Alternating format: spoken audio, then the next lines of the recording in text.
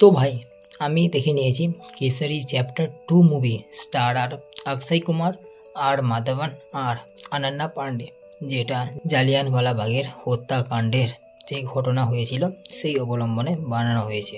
এবারে মুভিটা কেমন হয়েছে এ ব্যাপারে বলা যাক। আমি Arka, welcome to the new video. এই মুভিটা যেহেতু একটু সিরিয়াস টপিকের নিয়ে বানানো, তাই এই মুভিটা আমাদের এন্টারটেনমেন্টের চোখে দেখলে হবে না। আর যদি আমরা ভালো করে দেখি তাহলে বুঝতে পারবো যে এই মুভিটা আসলে পুরোপুরিভাবে জালিয়ানওয়ালাবাগের যে হত্যাকাণ্ডটা হয়েছিল সেটা নিয়েও বানানো হয়নি। মুভিটা আসলে ওই হত্যাকাণ্ডের পর যে লয়ারটা ছিল সি শঙ্করন নায়ার, আর সেই সি শঙ্করন নায়ারই কীভাবে ওই হত্যাকাণ্ডের পর হত্যাকাণ্ডের মেন মাথা জেনারেল ডায়ারকে কিভাবে শেষ পর্যন্ত কোর্টে টেনে এনেছিল আর শেষে তাকে শাস্তি পাইয়ে দিয়েছিল, মেনলি তারই জীবন কাহিনী নিয়ে এটা বানানো হয়েছে। আর যেটুকু বোরাল সিন আমরা ট্রেলারের মধ্যে দেখেছিলাম, মুভিতেও তার থেকে খুব একটা বেশি নাই। আর এই মুভিতে আমরা দেখতে পাবো যে সি শঙ্করন নায়ার যে প্রথমে ব্রিটিশদের হয়ে লড়তো, আর এই ঘটনাটার পর কিভাবে সে পুরো ব্রিটিশদের এগেনস্টে চলে যায় আর সে একাই সবাইকে শাস্তি পাইয়ে দেয়। এই মুভি থেকেই আমরা জানতে পারি যে আসলে এই জালিয়ানওয়ালাবাগের হত্যাকাণ্ডটা কেন হয়েছিল আর এটা হওয়ার পর কি হয়েছিল সেটাও আমরা মুভি থেকে জানতে পারি। আর এর রোলে আছে অক্ষয় কুমার আর মাধবন আর অনন্যা পান্ডে। অক্ষয় কুমার আছে সি শঙ্করন নায়ার বলে যে লয়ার ছিল তার রোলটাতে।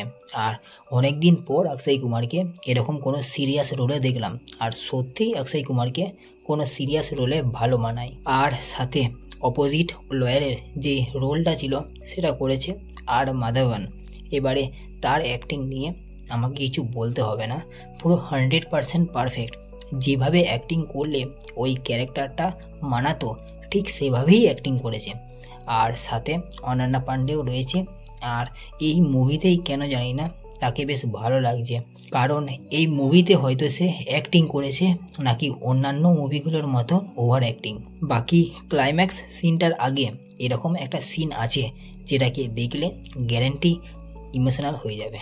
আবার তাছাড়াও মুভির শুরুর দিকে অক্ষয় কুমারের একটা সিন আছে, ওটাও বেশ ভালো ছিল। এরপর যদি বলি মুভিতে দু একটা কিছু খামতি ছিল, কিন্তু যেহেতু মুভিটা এরকম একটা টপিক নিয়ে বানানো হয়েছে তাই আপাতত ওই খামতিগুলো না বলাই ভালো। তাছাড়াও যে কয়েকটা খামতি ছিল সেগুলো খুবই মাইনার, যেগুলো সহজে কেউ বুঝতে পারবে না। বাকি এই পার্ট 2-এ পার্ট 1-এর যে তেরি মিট্টি গানটা ছিল সেটাও বেশ ভালো জায়গায় ইউজ করেছে মেকার্সরা। তো আপাতত আর কিছু বলছি না। বাকি ওভারঅল দেখে একে আমি দেব 4 আউট অফ 5 স্টার। তো আবার দেখা হচ্ছে নেক্সট ভিডিওতে। বাই, সাবস্ক্রাইবটা করে দাও।